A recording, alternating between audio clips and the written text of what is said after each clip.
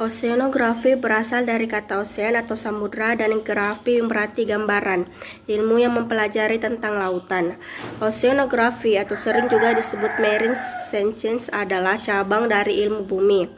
Lingkup dari oceanografi ini sangat luas, terdiri dari sistem biologi, fisika, dan kimia yang terjadi di laut, geologi dasar laut, hidrologi, meteorologi, dan geografi. Atmosfer dan lautan. Atmosfer merupakan selimut tebal dari berbagai macam gas, termasuk aerosol, yang meliputi seluruh permukaan bumi. Atmosfer terdiri dari 3 kelompok bahan, yaitu partikel udara kering, bahan air atau air, uap, dan es dalam bentuk awan, dan aerosol yang berarti bahan padatan, contohnya seperti debu. Komposisi atmosfer yaitu ada udara kering, uap air, dan aerosol. Struktur lapisan atmosfer. Berdasarkan ketinggiannya, atmosfer dibagi menjadi 4 bagian, yaitu pertama troposfer, yang kedua stratosfer, yang ketiga mesosfer, yang keempat termosfer. Pengukuran suhu dan panas mulai permukaan bumi sampai ketinggian 30 km menggunakan radius sonde, dan pada ketinggian 30-90 km menggunakan roket. Pada ketinggian di atas 90 km menggunakan satelit. Ketinggian dari lapisan-lapisan atmosfer yaitu troposfer, lapisan terbawah terletak pada ketinggian 0-18 km di atas permukaan bumi atau laut. Yang kedua stratosfer, lapisan ini terletak di atas troposfer 18 km sampai ketinggian 50 km di atas permukaan bumi atau laut. Dan yang terakhir yaitu mesosfer, terletak pada ketinggian 80-800 km. Proses pembentukan laut. Proses pembentukan laut berkaitan erat dengan proses terbentuknya bumi. Ada beberapa teori terbentuknya bumi. Yang pertama itu teori Buffon, terjadi tumbukan antara matahari dan komet. Dan teori Laplace, yaitu teori gas berputar. Planet-planet berbentuk dari cincin-cincin gas yang terlempar keluar akibat putaran teori planetismal hypothesis. Ada bintang lain yang melintas di samping matahari dan gravitasinya menarik sebagian massa matahari dan membentuk planet-planet. Terus kemudian teori bintang kembar ada 2, yaitu matahari yang satunya meledak membentuk planet-planet. Teori ledakan besar yaitu The Big Bang. Alam semesta terbentuk dari sebuah materi yang sangat kecil tetapi memiliki massa yang sangat padat. Ledakan yang terjadi akibat kondisinya yang ekstrim dan membentuk alam semesta. Di sini proses pembentukan samudra berlangsung. Ada 2 teori yang menggambarkan dari mana laut berasal, yaitu yang pertama air laut berasal dari aktivitas vulkanik. Dengan terhalangnya sinar matahari, maka suhu permukaan bumi menjadi dingin dan uap air di udara mulai terkondensasi membentuk hujan yang mengisi kawah yang ada. Yang kedua yaitu air yang ada di bumi berasal dari meteor dari luar angkasa. Pada saat tumbukan dengan bumi, kandungan air yang berada dalam meteor itu tinggal di permukaan bumi. Air laut. Air laut adalah larutan paling kompleks yang dikenal manusia. Air laut terdiri dari 97% air dan 3% garam, mineral, dan gas terlarut. Dengan kandungan 97% air, maka sifat-sifat fisika air laut sangat dipengaruhi oleh sifat fisika air. Terus materi yang kedua yaitu suhu lautan. Sumber energi panas utama matahari. Lautan memegang peranan penting dalam hal pengaturan suhu di bumi. Kapasitas panas laut yang tinggi menyebabkan perubahan suhu bumi tidak ekstrim. Mekanisme transfer panas ke lautan yaitu insolasi penyinaran langsung atau matahari, konduksi transfer panas secara mekanik melalui kontak langsung antara udara dan air saat 2 substansi memiliki suhu berbeda, dan advesi transfer panas melalui arus. Faktor-faktor yang mempengaruhi suhu lautan yaitu variasi lintang, distribusi massa laut dan daratan, kondisi lautan terbuka atau tertutup, dan arus. Pola suhu lautan yaitu ada variasi lintang, variasi belahan bumi, lautan dengan area tertutup, arus laut, upwelling dan downwelling. Kisaran dunar suhu. Suhu maksimal pada siang hari dan suhu minimal pada malam hari. Air laut pada area tropis memiliki kisaran diurnal yang lebih tinggi daripada di ekuator. Hal ini dikarenakan pemanasan dan pendinginan air laut berlangsung cepat di bawah langit yang cerah. Kisaran tahunan suhu: semakin luas ukuran lautan, maka akan semakin baik pencampuran yang terjadi antara air dan panas.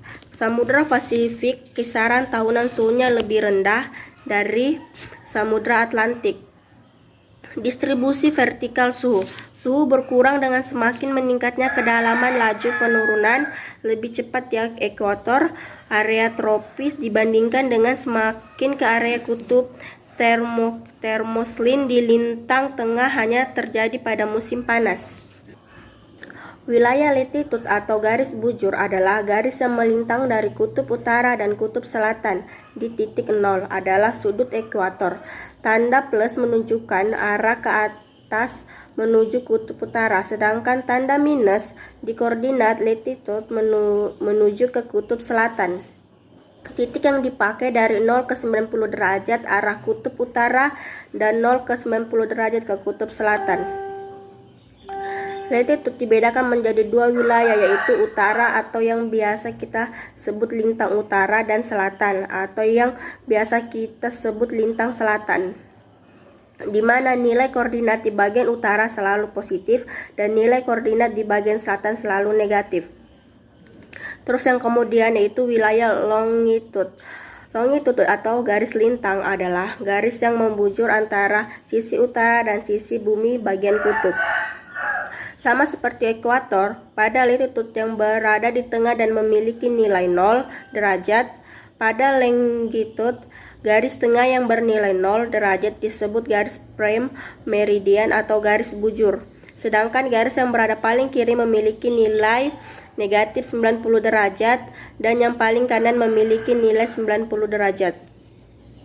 Titik 0 dimulai dari garis negara Inggris mengarah ke Indonesia akan menjadi angka positif. Kebalikannya, koordinat longitude minus adalah arah kebalikan. Geomorfologi, paparan benua dan lautan. Kata geomorfologi atau geomorfologi berasal dari bahasa Yunani yang terdiri dari tiga kata, yaitu geos atau earth atau bumi, morphos yang berarti shape atau bentuk, dan logos yang artinya knowledge atau ilmu pengetahuan. Berdasarkan dari kata-kata tersebut, maka pengertian geomorfologi merupakan pengetahuan tentang bentuk-bentuk permukaan bumi. Dalam mempelajari geomorfologi ada tiga faktor yang diperhatikan, yaitu struktur, proses, dan stadia.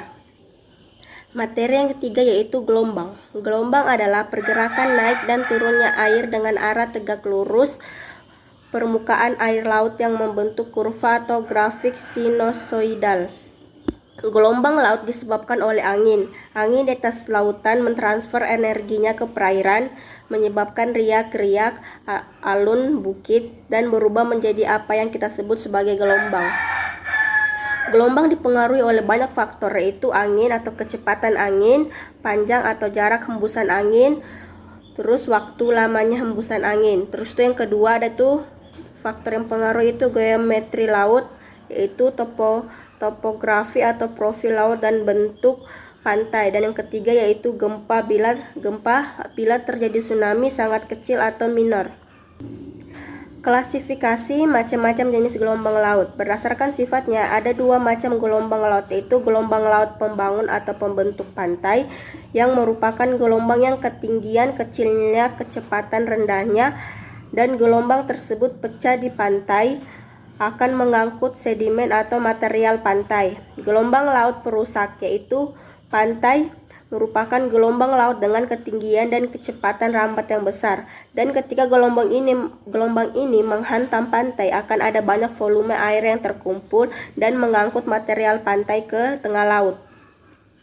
Manfaat gelombang laut. Yang pertama yaitu menjaga kestabilan suhu dan iklim dunia. Yang kedua, melalui permukaan ombak terjadi pertukaran gas. Yang ketiga, meningkatkan kemampuan adaptasi dan keanekaragaman makhluk hidup. Yang keempat, membantu terbentuk dan terjaganya pantai.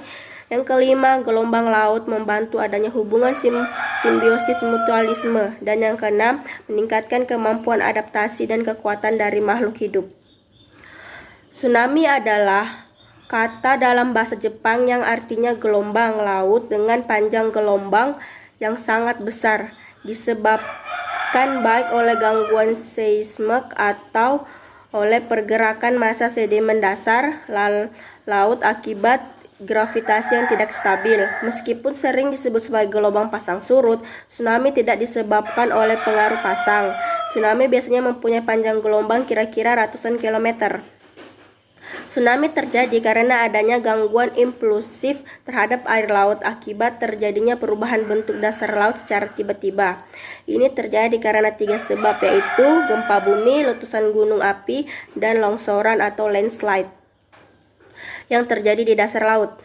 Dari ketiga penyebab tsunami, gempa bumi merupakan penyebab utama.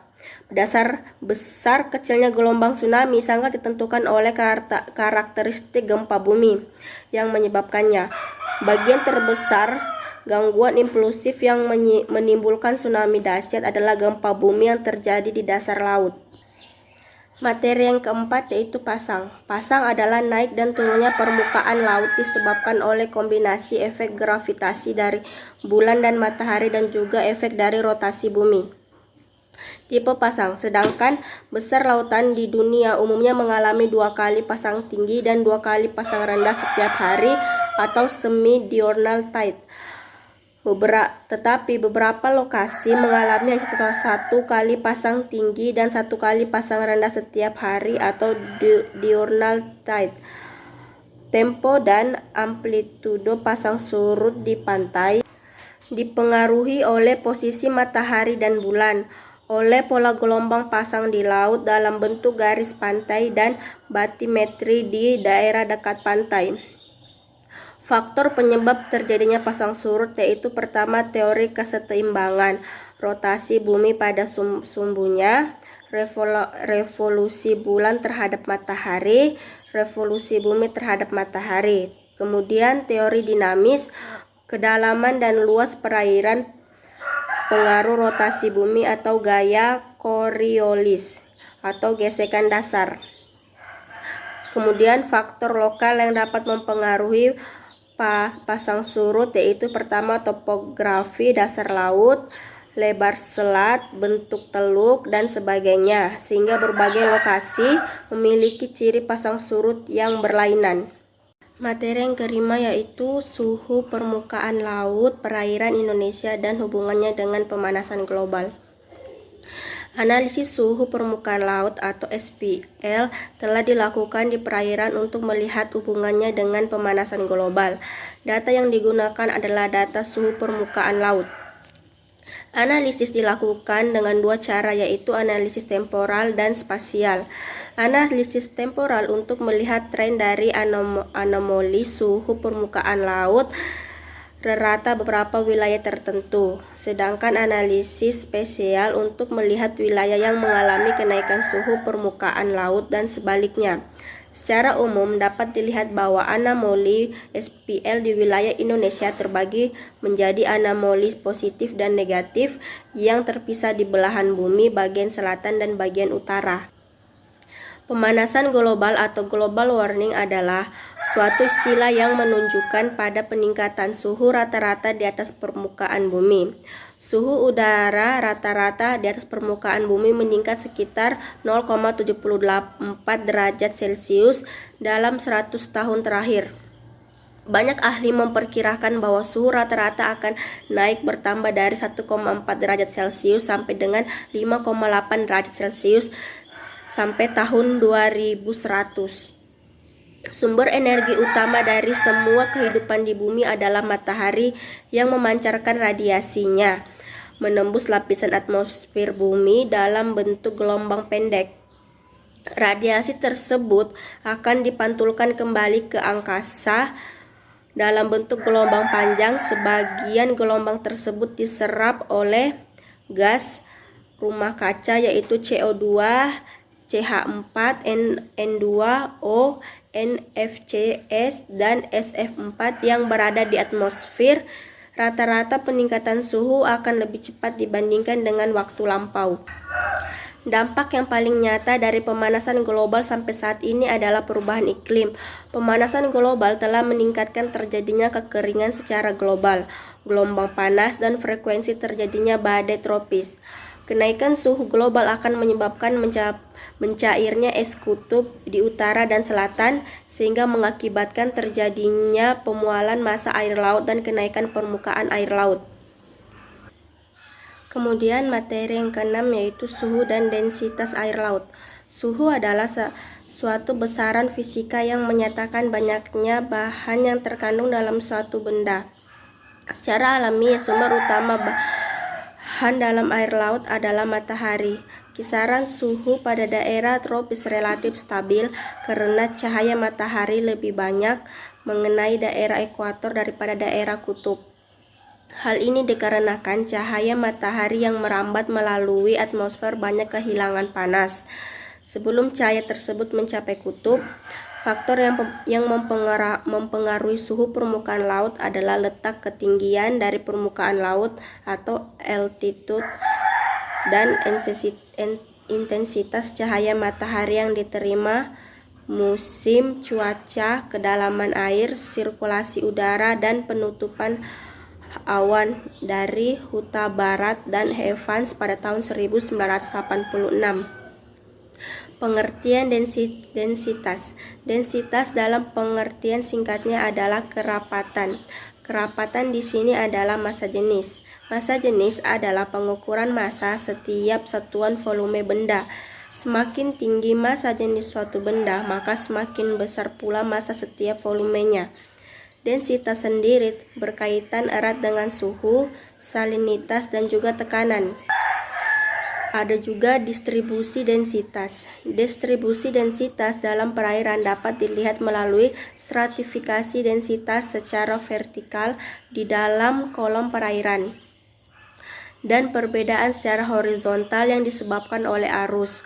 Distribusi densitas berhubungan dengan karakter arus dan daya tenggelam suatu massa yang berdensitas tinggi pada lapisan permukaan kedalaman tertentu. Perubahan densitas dapat disebabkan oleh proses-proses evaporasi di permukaan laut. Massa air pada kedalaman kurang lebih 100 meter sangat dipengaruhi oleh angin dan gelombang, sehingga besarnya densitas relatif homogen. Di bawah lapisan ini terjadi perubahan temperatur yang cukup besar, yaitu termoslin dan juga salinitas atau haloslin, sehingga menghasilkan pola perubahan densitas yang cukup besar atau pinoslin. Di bawah pinoslin hingga ke dasar laut mempunyai densitas yang lebih padat. Suhu memiliki fungsi yang sangat urgen di dalam lingkungan laut. Secara langsung, suhu mempengaruhi laju fotosintesis tumbuh-tumbuhan dan fisiologi hewan, khususnya derajat metabolisme dan reproduksi. Sedangkan secara tidak langsung, suhu mempengaruhi daya larut oksigen yang digunakan untuk respirasi biota laut. Densitas merupakan salah satu parameter terpenting dalam mempelajari dinamika laut.